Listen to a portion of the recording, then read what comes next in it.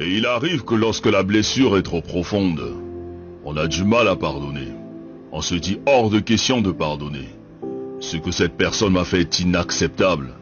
Mais à cet effet, que signifie donc pardonner? Pardonner, c'est le fait de ne pas tenir compte d'une offense qu'on t'a faite, d'une erreur, d'une faute. C'est le fait de renoncer à punir, de renoncer à se venger, de renoncer à rendre le mal par le mal.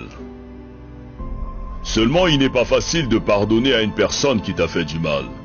Surtout si tu croyais en elle, que tu avais confiance en elle.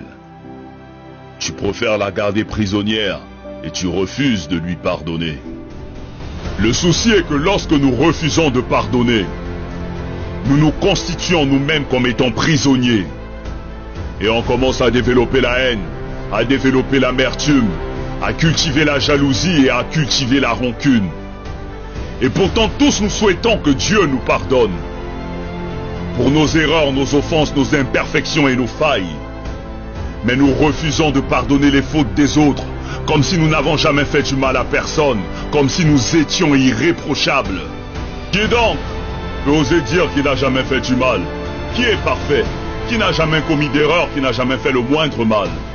On souhaite tous que Dieu nous pardonne pour nos bêtises, mais on refuse de pardonner les fautes des autres, on refuse de leur accorder notre pardon.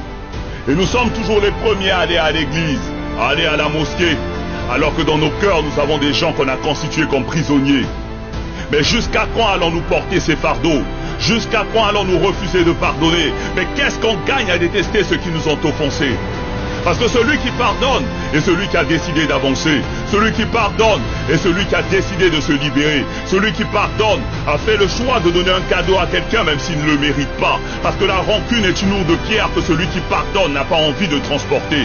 Quand tu décides de pardonner, tu le fais d'abord pour toi-même. Tu le fais pour avoir la paix. Tu le fais pour avoir la tranquillité. Tu le fais pour être libre. Parce que celui qui refuse de pardonner est un meurtrier qui s'ignore. Pardonner, ce n'est pas oublier, ni cesser d'aimer, mais c'est se libérer d'un fardeau. C'est se soigner, c'est relever la tête, c'est prendre son chemin avec le sourire pour avoir un meilleur lendemain.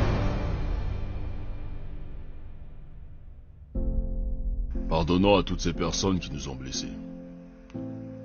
Pardonnons pour que le Tout-Puissant à son tour puisse nous pardonner. Pardonnons pour être au-dessus de ceux qui nous ont contrariés. Pardonnons pour retrouver la paix.